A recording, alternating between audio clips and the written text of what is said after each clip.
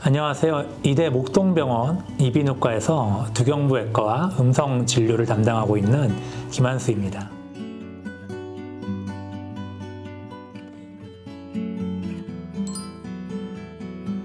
사실은 일반인들도 두경부암에 대해서 잘 알지 못하시는데 보통 위암, 간암, 유방암 이런 암들은 이렇게 눈에 그려지는 장기가 있잖아요. 하지만 두경부라는 영역에 대해서는 떠오르시지가 않는데 제가 아주 쉽게 설명드리면 이 목에 쇄골뼈 있잖아요. 이 위쪽으로 눈하고 뇌를 제외한 부위가 두경부입니다. 목, 갑상선, 혀, 코, 귀, 얼굴, 침샘 이런 데가 전부 다 이제 두경부에 포함되는 영역이라고 할 수가 있죠. 대표적인 암들이 구강암, 설암, 또 편도선암, 하인두암, 또 후두암도 두경부암에 속하게 되죠. 그리고 최근 들어서는 침샘에서 생기는 침샘 종양도 점점 증가하고 있는 추세입니다. 구강암이나 이제 구인두암이 증가를 하고 있는데요. 술, 담배 이런 외부 노출 제일 인자입니다. 근데 그 외로 이제 최근에 서구권을 중심으로 증가하고 있는 원인이 휴먼 파필로마 바이러스, 인간 유두종 바이러스라고 하는데요. 특히 성생활을 통해서 감염이 되기 때문에 최근 들어 이런 암들이 증가를 하고 있습니다.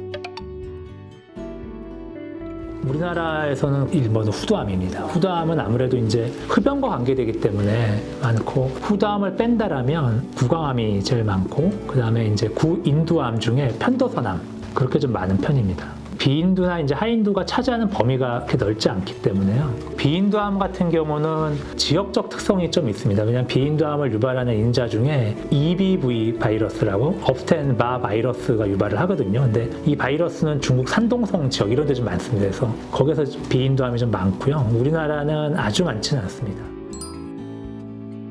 흡연, 음주.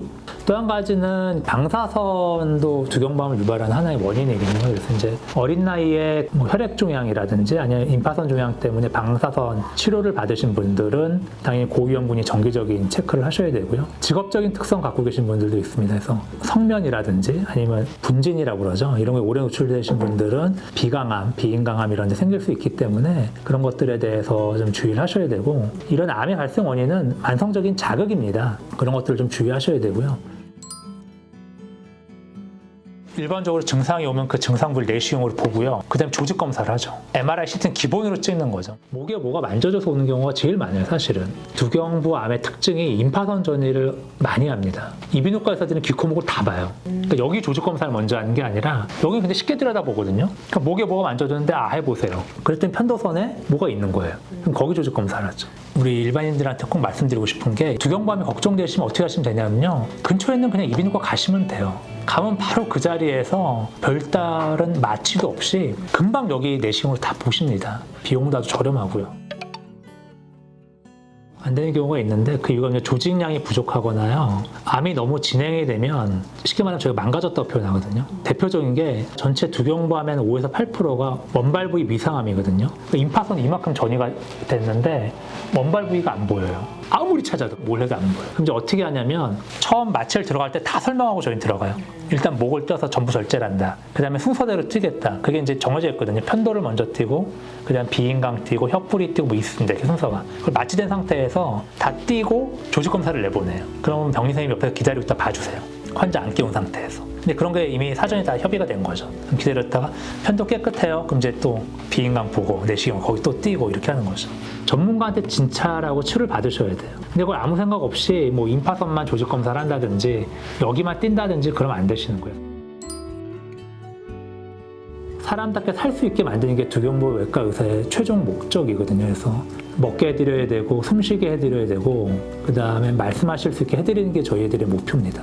얼굴도 절제가 많이 되는 경우에는 얼굴 변형이 생기죠. 전이가 되는 경우도 있고요. 아주 쉽게 설명드리면 이제 이하선 종양을 예를 들면, 이하선 종양이 여기에 있는 침샘에 생기는 건데, 이 이하선 밑으로 얼굴 신경이 지나갑니다. 그래서 어쩔 수 없이 진행된 경우 그 안면신경을 다 자르게 되거든요. 그러면 종양은 치료가 됐지만 얼굴에 마비가 생기는 거예요. 눈도 못 감고 얼굴이 마비가 되는 거죠. 그리고 종양 띄는 게 중요한 게 아니라 이후에 어떻게 하면 삶의 질을 유지하고 삶을 영위하실 수 있게 하는가가 두경부외과의 더 큰 목적입니다. 요즘은 여러 수술 도구법들도 많이 발달을 했고 생존율도 높아지고 기능도 많이 보존율도 향상됐죠. 저희가 이렇게 수술 겸자에 두 가지 종류가 있는데 전기가 통해요. 그 자르면서 아예 혈관이 봉합이 되는 거죠. 또 한 가지는 초음파 방법인데 이게요 1초에 한 5만 번 정도 진동을 해요. 그러면서 그 열로 자르면서 혈관을 결차를 하죠. 최근에는 뭐 유혈이 낭자한 수술은 거의 없다고 봐도 되죠. 여기 보시면 이제 구강 안에 이렇게 암이 있고 전신마 치료하지만 이런 부분마취제를 투여함으로써 수술 의 통증도 좀 줄이고 출혈을 감소시킬 수가 있습니다. 그래서 미세 수술의 가장 큰 원칙이 그 무혈 수술이거든요. 블러드리스. 왜냐면 이게 피가 한번 나기 시작하면은 이 혀 밑으로 침샘이라든지 그다음에 침이 나오는 통로, 그다음에 혀로 움직이는 신경들이 있기 때문에 빨갛게 되면은 저희가 확인이 불가능하거든요. 무혈 상태에서 여러 가지 에너지 디바이스들을 이용해서 피가 안 나게 지금 수술을 하고 있는 장면입니다.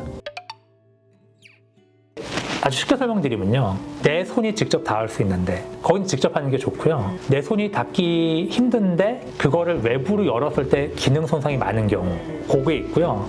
내 손이 닿기 어렵지만 목을 쭉 펴갖고 기구가 들어갈 수 있는 데가 있어요. 예를 들면 이 후두는 기관경이라고 해서 일직선으로 하면 들어가거든요. 그럼 레이저로 수술할 수가 있어요. 혀 뿌리는 제 손이 닿기도 어렵고 기관경이 들어가기도 좀 어려워요. 거기가 로봇 수술하기 제일 좋거든요. 대표적인 게 혀 뿌리, 그 다음에 편도선 아랫부위. 그런 데는 제가 봤을 때는 로봇 수술의 이제 최고의 장점 분야고 이비인후과에서.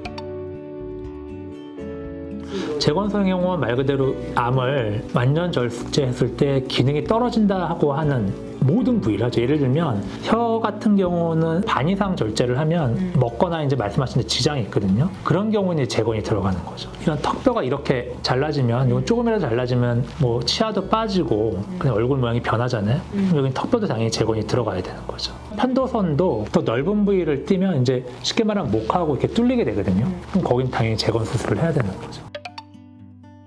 당연히 해야 됩니다. 재활 치료해 주시는 분들이 있습니다. 그래서 각 병원들은 아마 다 계실 거고요. 그분들이 전담을 해주시고 계십니다.